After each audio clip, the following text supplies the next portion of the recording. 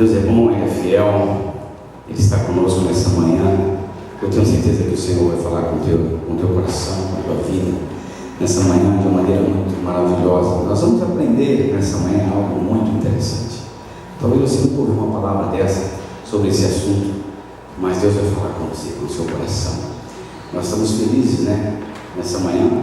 E não sei se o irmão Marcos chegou. Eu soube ontem, assim, pelas mensagens, que dando bem-vindos a ele. Não sei se ele chegou, Chega hoje?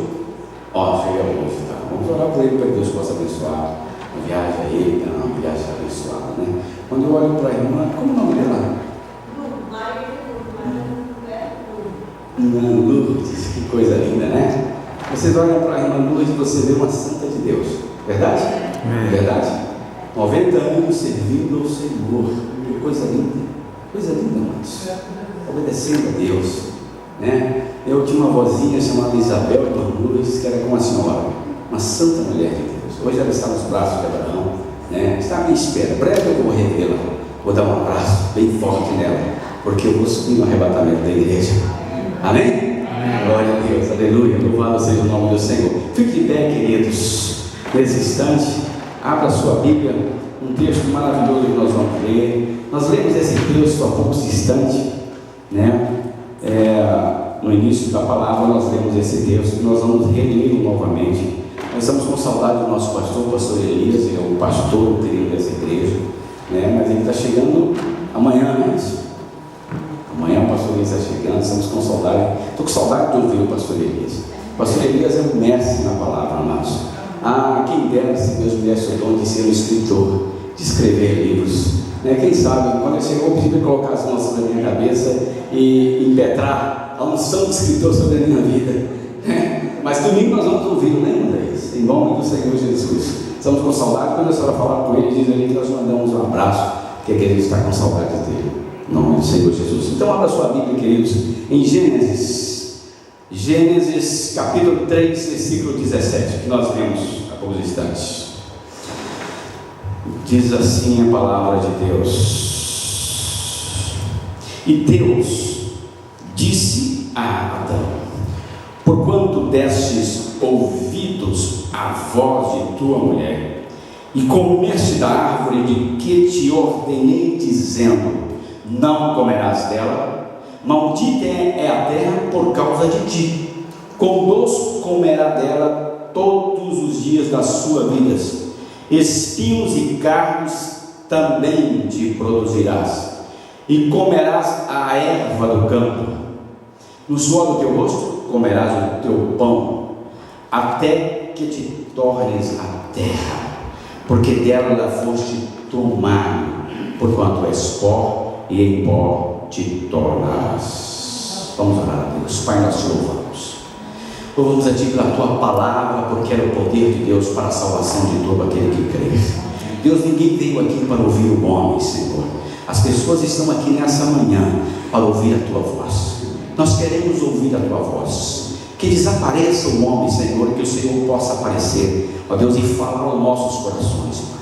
Muito obrigado, porque durante essa semana o Senhor falou profundamente ao meu coração. E eu tenho certeza que o Senhor vai falar ao coração da tua igreja, e que a tua palavra vá e produza o resultado para o qual está sendo mandada, em nome do Senhor Jesus. Amém, amados? Glória a Deus, louvado o nome do Senhor Jesus. Thank you. Nós vamos iniciar a mensagem a partir daí. Mas eu quero te mostrar nesse texto, queridos, algo surpreendente, algo tremendo.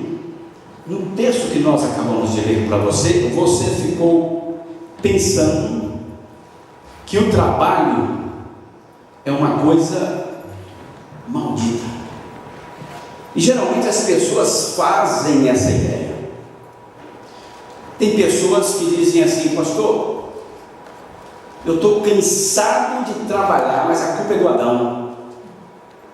Eu não tinha nada a ver com aquilo, foi o Adão que desobedeceu, e eu que estou pagando o pato, levantando 5 horas da manhã, pegando 2 conduções, andando 3 quarteirões a pé, e o Adão que fez tudo já foi, e eu estou aqui, sobrou para mim.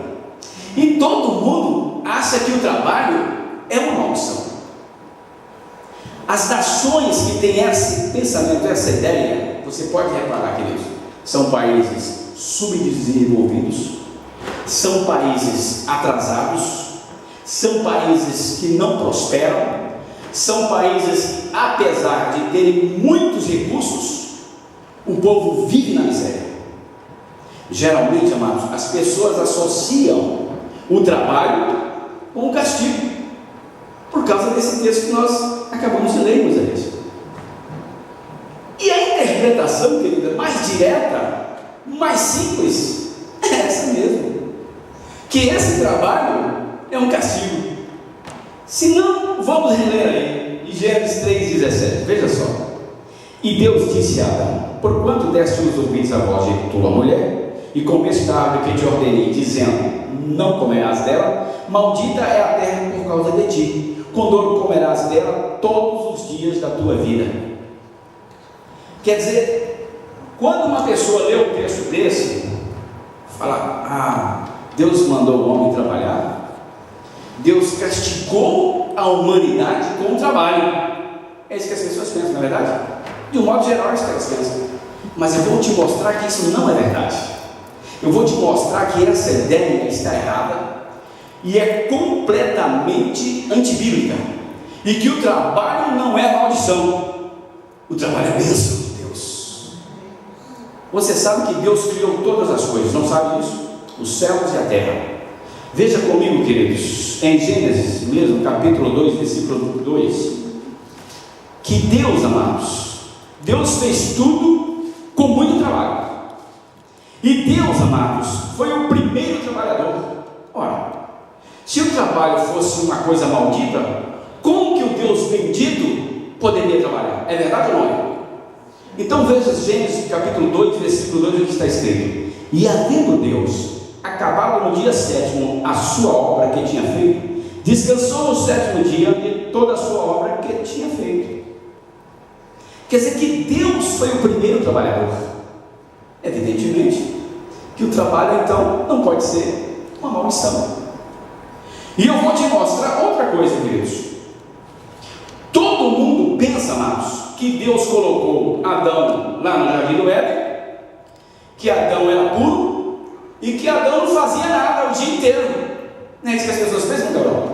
As pessoas pensam que Adão só começou a trabalhar depois que ele foi expulso do paraíso, Moisés.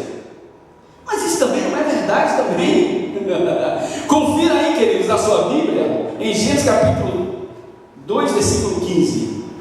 Olha o que está escrito: e tomou o Senhor Deus o homem e o pôs no jardim do Éden para o lavrar e o guardar. Isso é trabalho ou não é, igreja? Olha, Deus colocou o paraíso na terra, o jardim do Éden. Aí Deus colocou o homem, queridos, no paraíso. Mas o homem não ficava no paraíso, deitado na rede o dia inteiro, ou na praia tomando suco. Ele não ficava lá na praia tomando água de coco o dia inteiro. A pessoa pensa que Adão, amados, ficava lá no paraíso descansando, mas não é verdade. Olha aqui, Deus, colocou o homem no jardim do Éden para o lavrar e o guardar. Quer dizer que Adão acumulava funções ainda, irmão Deus. Além de lavrador e de agricultor, ele também era vigilante. Ele também fazia segurança do jardim do Éden. Mas se só tinha Adão na terra, guardar de quê? De guardar de quem? Adão podia falar para Deus: mas Deus, você está mandando guardar esse jardim aqui, tão lindo, mas não tem Adão na terra. Eu sou o único homem sobre o planeta. Eu vou guardar de quem? Mas Deus, mesmo assim, encarregou a Adão de uma tarefa. Adão, olha, então vamos dividir o teu tempo de trabalho. Você vai lavrar o jardim, você vai semear a terra, plantar, vai colher frutos, vai armazenar, você vai limpar, você vai fazer tudo, mas depois você guarda tudo também, você protege tudo também. Quer dizer que Adão, amados, tinha trabalho não somente para 8 horas, mas para mais de 16 horas. Um vigilante de uma empresa, por exemplo, tem aquela turma que trabalha de dia, né? E tem a turma, e tem um vigilante que trabalha à noite. Quer dizer que Adão tinha muito serviço. Por aí você vê que o trabalho, queridos, já existia antes mesmo de Adão pecar. O que aconteceu depois que Adão pecou? Conforme o versículo que nós acabamos de ler. O que aconteceu? Quando Adão, amados, desobedeceu a Deus, Deus entregou toda a fartura para Adão. Deus, quando tinha colocado Adão no jardim do Éden, Deus colocou todos os mantimentos a seu acesso, todo o conforto, toda a paz, toda a segurança, amados, toda a tranquilidade. Deus deu a Adão emprego, Deus te deu ocupação. Quer dizer que para Adão não faltava nada. O que um trabalhador quer na vida? O que o homem ou a mulher deseja através do seu trabalho? Ah, pastor, eu quero trabalhar para me poder sustentar a minha família com o melhor alimento possível. Pastor, eu quero trabalhar para ter dinheiro ou para comprar uma casa ou para pagar aluguel de uma casa confortável para a minha família. Não é isso que o trabalhador quer? Eu quero ganhar bem, eu quero um bom trabalho para que eu possa ter paz e tranquilidade, ter lugar seguro para mim viver, não no meio da rua, jogado em qualquer lugar, em qualquer esquina. Então, através, amados, do exemplo de Adão, nós vemos que Deus tinha dado tudo para ele: segurança, lugar para morar, o melhor lugar da terra. Deus entregou para Adão o bairro mais nobre do planeta para que ele pudesse viver. Deus entregou para Adão o lugar mais privilegiado da terra para que ele pudesse morar, com toda a fartura possível, amados, e imaginável, tudo. Só que Deus disse para Adão: Adão, você pode aproveitar de tudo que tem aqui e comer o que você quiser, mas está vendo aquela árvore ali no meio do jardim? Aquela árvore é minha, viu, Adão? Aquela árvore não pode ser tocada, o fruto daquela árvore não pode ser comido por ninguém. Portanto, Adão, não me desobedeça, não coma do fruto daquela árvore que está no meio do jardim. Quer dizer, Deus, amados, tinha aquela árvore da vida, a árvore do conhecimento do bem e do mal também, no meio do jardim. Quer dizer, Adão, amados, não coma do fruto dessa árvore, porque essa árvore é exclusivamente minha, é só minha, Adão. O resto você pode comer, pegar, olha quantas árvores frutíferas aí, pode se fartar, pode fazer tudo o que você quiser à vontade, mas essa aqui não, essa é minha. Entendeu, Adão?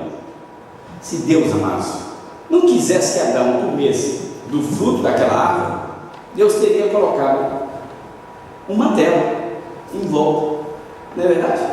Deus colocaria uma cerca em volta da árvore, Deus teria protegido aquela árvore.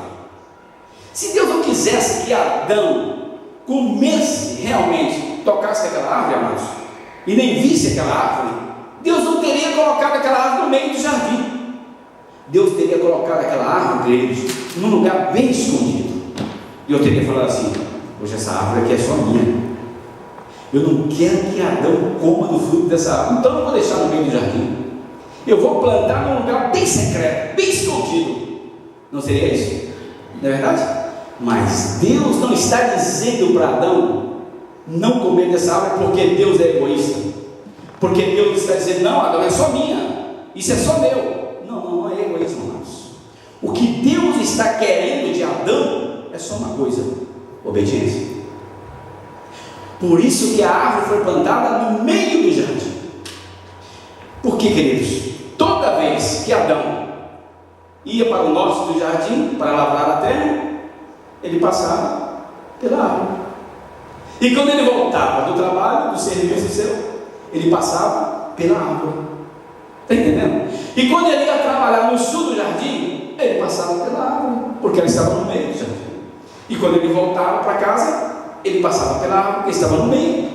Quer dizer, queridos, uma lembrança permanente, diária, de que Deus tinha algo que não pertencia a ele. Deus queria, inclusive, que ao olhar para a árvore, Adão se lembrasse, queridos, que Deus tinha coisas sagradas, coisas que o homem não pode tocar, coisas santas, separadas por Deus. Deus já queria que Adão, ao ver a árvore todo dia no meio do jardim, começasse a ter temor e separasse bem na sua mente, Moisés, aquilo que ele podia tocar e aquilo que ele não podia tocar. Está entendendo, igreja? Adão não tinha pecado. A razão por que Adão não podia tocar na árvore não era por causa do seu pecado, ele não tinha pecado. Adão era santo, queridos, ele ainda não tinha pecado, ele ainda não tinha desobedecido a Deus, mas mesmo sendo santo, mesmo não tendo pecado, mesmo sendo puro, Adão tinha que compreender que tinha coisas que ele podia mexer e tinha coisas que ele não podia mexer. Deus estava ensinando para Adão. Deus não está agindo nem com egoísmo, nem com avareza, mas Deus está dando uma lição de santidade, uma lição de temor, uma lição de obediência, igreja. E Adão, queridos, todo dia ele vê a árvore e todo dia ele se lembra: aquilo é só de Deus. Ele ia para o trabalho, voltava do trabalho e fazia isso todos os dias. Morava em segurança, tinha fartura, possuía tudo, trabalhava todo dia, tinha comunhão com Deus. Sempre na viração do dia, Deus vinha visitá-lo. Quer dizer que Adão era um homem realizado, era um homem feliz. Adão tinha tudo. E Deus até deu uma esposa para Adão, para que a felicidade fosse completa. Em troca de tudo isso, de família, casa, trabalho, fartura, prosperidade, segurança, tranquilidade e comunhão com o Criador, em troca de tudo isso, qual era a coisa que Deus queria de Adão? Obediência, fidelidade, temor a Deus, só isso. Adão tirou tudo, pode pegar tudo, mas tema o meu nome, respeite a minha vontade, eu dou tudo o que você quer. O que a pessoa quer na vida? Pensa bem, amados. A pessoa quer ter família, não é isso? A pessoa que é solitária é triste, né? A pessoa que não tem família é uma pessoa amargurada. Até família Deus deu para Adão. Está aqui uma esposa para você, Adão. Você não está mais sozinho, não.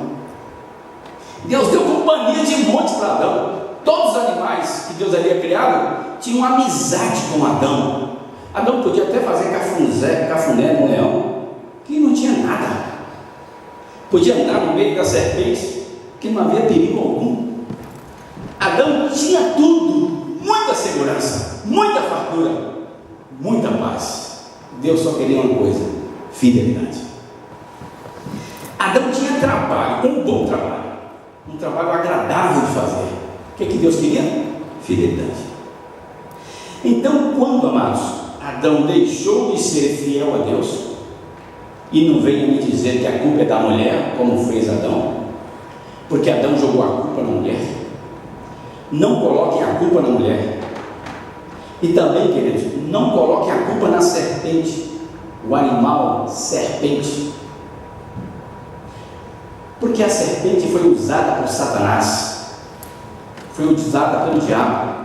Adão jogou a culpa na mulher, a mulher jogou a culpa na serpente, mas o culpado disso tudo era o diabo.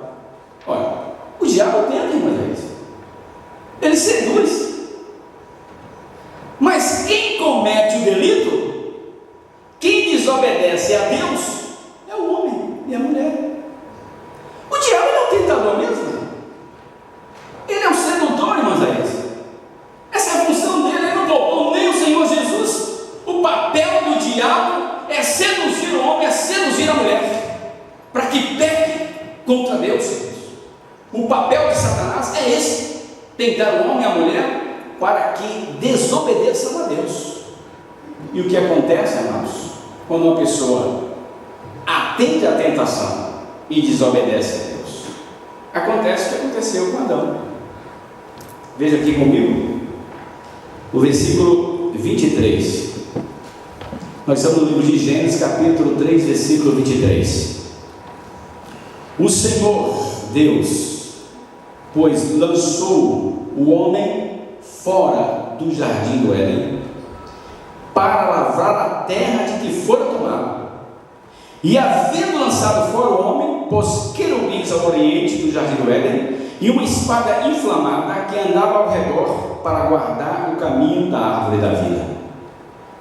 O que aconteceu com o homem, com Adão, quando ele desobedeceu a Deus? Quando ele desacatou a Deus, ele perdeu o lugar tranquilo que ele morava, o melhor bairro do planeta. Você já pensou isso? O melhor lugar do mundo para se viver. Ele perdeu o melhor trabalho que alguém podia ter. Ele perdeu a paz, ele perdeu a tranquilidade, ele perdeu todos os privilégios, ele perdeu a fatura. O que aconteceu com Adão, queridos? Ele foi expulso da presença de Deus, ele perdeu a comunhão com Deus, e tudo isso porque faltou uma coisa, uma só coisa: fidelidade.